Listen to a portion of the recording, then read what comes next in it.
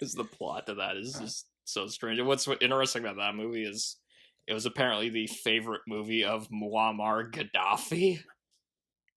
Really? He even created like a TV station specifically to just play this movie over and over again. That is strange. It's a TV station, and all it did was just play Buckaroo Banzai Buckaroo on a Banzai. loop. Because that's what you can do when you're like a dictator, I guess.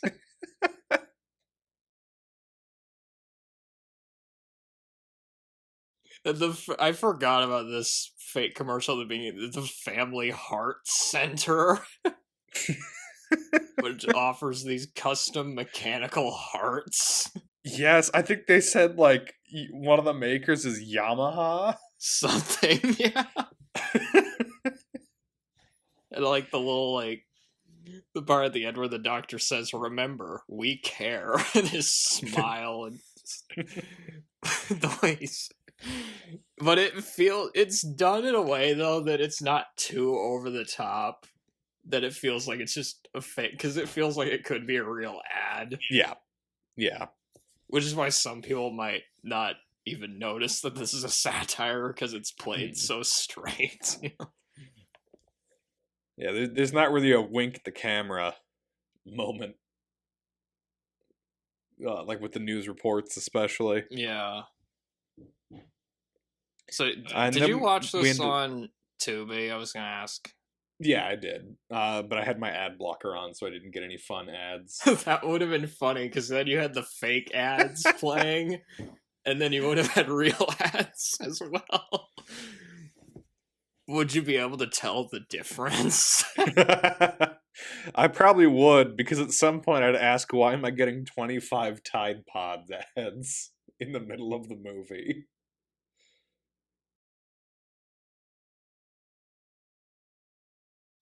Which also takes place in the future. And I mean it's basically Detroit when you think about it too. So it just is Detroit in the 80s. They might have underestimated the number of aliens in Detroit, though. There's probably a bit more xenomorphs running around there. Xenomorphs in Detroit. Oh God! Don't give them ideas. Is that what the next Prometheus movie is gonna be, Ridley Scott? I thought that's what the third AVP movie was supposed to be.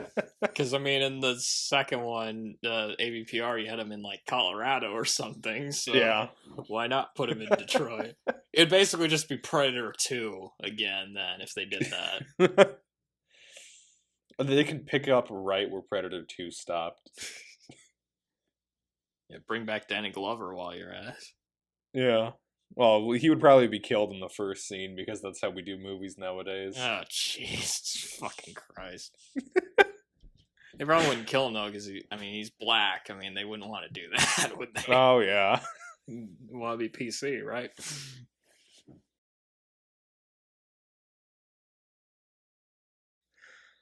There's also a really funny line here, too, where they're like... Because they're getting chased by the cops. They're getting chased by Murphy and Lewis in a car, and he like grabs one guy. He like says, "Can you fly, Bobby?" and throws him, and he lands on the police car. I guess you answered that question of whether he could fly or not.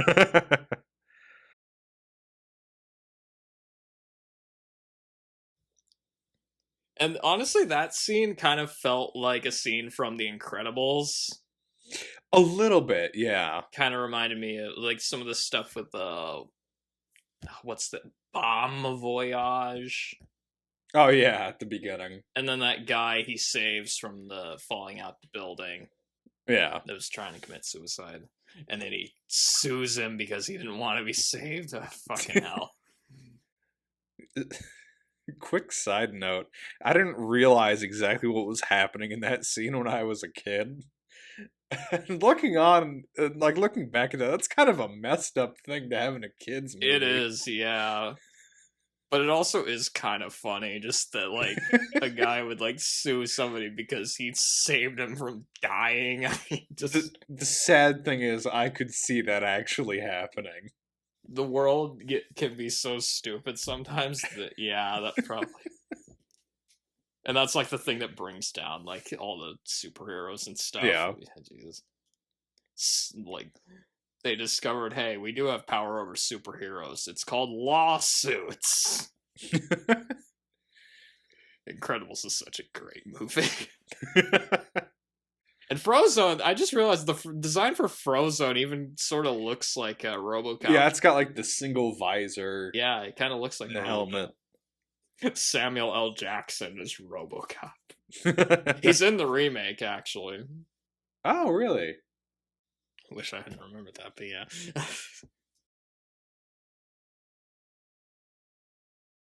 Before we get to that, though, I noticed the billboard.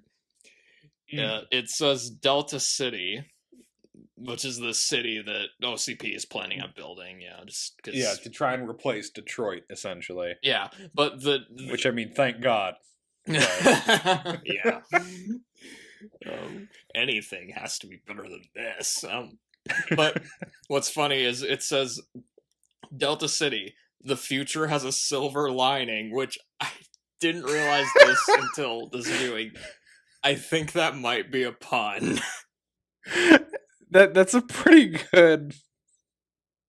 That's actually a pretty good like slogan to have for that, actually. A literal silver lining, namely RoboCop. Oh my god. I just think it's funny because it sounds so defeatist. Like, usually when there's a silver lining, it means something bad has happened. That's a good point. You found the one good thing. That I didn't notice that. It's pretty funny. I hadn't thought of that either, but yeah, that's funny too. It's like, oh, the future sucks, but hey, Delta City. Delta City's on the way.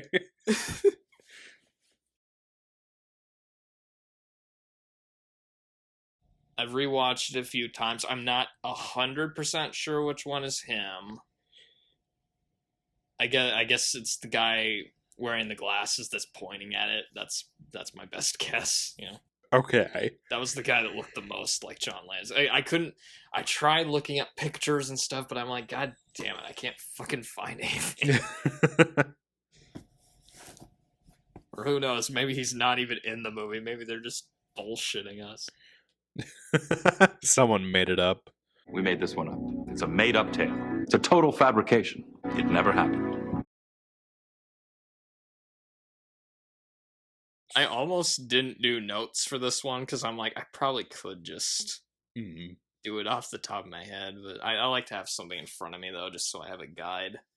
Because I don't talk that great off the top of my head sometimes.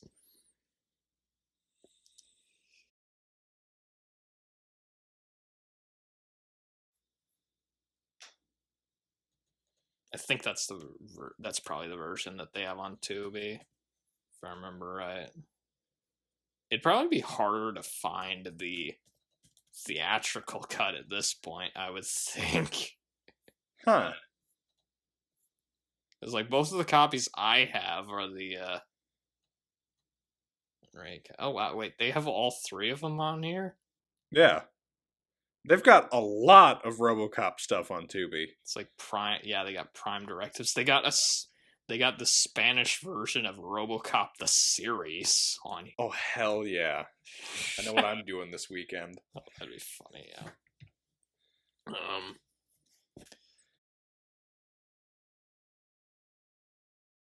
Like I feel like if we tried to do a podcast on RoboCop 2, it would kind of turn out the Crystal Skull podcast, where I'm like, oh really? There's some good stuff in it, but then there's some stuff that's eh.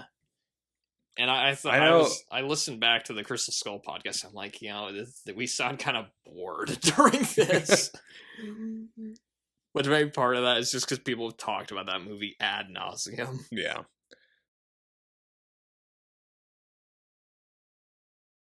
As for the shows, I've tried watching some of the shows, and they're not that good either.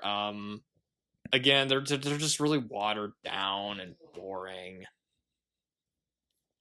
The one although the RoboCop the series, that one at least tried to be a little bit closer to what the first movie was. Okay. In the other two shows, it tried to include a little more social commentary, but again, it's just very watered down. Like, you can't really do RoboCop level violence in a TV show. It does feature an end credits song by Joe Walsh from the Eagles. Really? And Lita Ford from the Runaways, so the soundtrack is somewhat decent. Prime Directives, on the other hand, that's the miniseries that's on there. I have never been able to finish a single episode of that. Oh, that's not good. It's like taking sleeping pills. It is so boring. And for being a show that's supposed to be about RoboCop, it doesn't seem to be about RoboCop that much. Impressive. It seems to mostly be about, like, OCP, and they're like, I don't know. Again, I was never able to finish an entire episode of it. So. And I mentioned there's 2 animated RoboCop TV shows, which, I mean... Yeah. Again, I've never watched, like, a full episode of one of those. I've just seen clips of them, and they just look like generic cartoons. I mean... Yeah. I wouldn't expect too much out of RoboCop, the animated show. But it was just, I mean, you take an R-rated movie and then try to do a cartoon in a toy line. What do you expect? Yeah.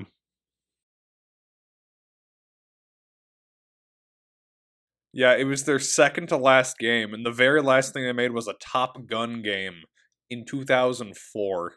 2004. That's a weird time to make a Top Gun game. Apparently that one's better than the RoboCop and the Superman game, though. I mean, I would imagine most video games are better than Superman 64. Like, I've seen playthroughs of that. It looks like hot garbage. You know? I've played an absurd amount of that one. I've actually gotten good at Superman 64. At Superman 64? Yeah. Wait, you have that? Yeah, it was like $8. I guess. That's probably $8 too many, though. Okay, is Superman 64 better or worse than Superman 4? That's a hard one to answer. That is a very hard one to answer. I would say Superman 64 is worse. However, I would rather play Superman 64 than watch Superman 4 again. Because Superman 64 hits the point of being so bad that it's just funny to try to play. Superman 4 does too at points. I mean, but yeah, like, it's basically which is worse, Superman flying through rings or Superman fighting Nuclear Man. Can you imagine if they'd done like Superman 64 and like had Nuclear Man in it? Oh, God. Or even better, if they did Superman 4 and he flies through rings.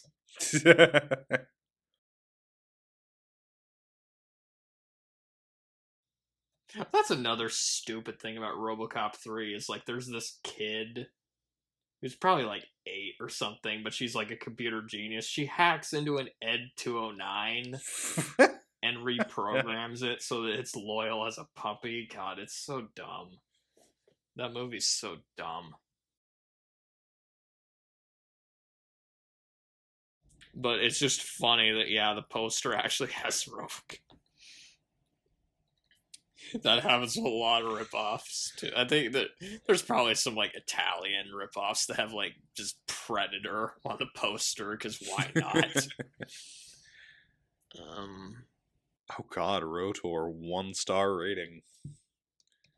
Rotor is like literally the bottom of the barrel when it comes to like that. It's so horrible. Like just the pacing. It is painful. how dragged out the shots in that movie are. I will say I do like the poster. The poster is just RoboCop meets Mad Max. Exactly. Yeah. And I fucking owned Rotor on DVDs. That's only because it's on this 50 movie pack. Yeah. I need to find my copy of the 50 sci-fi movies thing again. It'd be really funny if we just picked like a random movie to go off of one of these. Oh, we should do I've seen this one before. Shit, what was the name of it? Slipstream. Oh, I think I tried to watch that at one point. That's the one that has Mark Hamill in it as a bounty hunter, right? Yes, and you know who else is in it? Who? Bill Paxton. Oh. I think was it F. Murray Abraham? I think he's in it, and Okay. I think Ben Kingsley is also in it. Huh. I know there was another Star Wars connection. If I remember right, it has the same producer of Star Wars. Gary Kurtz produced that movie, and he also produced Star Wars. Huh. So yeah, it has Mark Hamill in it, and Gary Kurtz was also That'd be a funny one to do a podcast on. We could do Morons from Outer Space. We could do Battle Beyond the Sun. That'd be a good one to Ooh, do. that one sounds good. That's like what that one is like, I think Roger Corman, his company, like, they re-edited it. It was like it was originally a Russian movie. I've heard about this, yeah. But they re-edited it. And if I remember right, I think Francis Ford Coppola shot some of the new scenes in it. Really? Yes, yep, Francis Ford Coppola. Early in his career, he was like making movies for Roger Corman. Like there's at least two Roger Corman movies I can think of that he was involved in, because he also shot some of the scenes in not the Raven, sorry. The Terror. The Terror. He shot some of the scenes from The Terror, which that's a movie that has a really interesting production history behind that.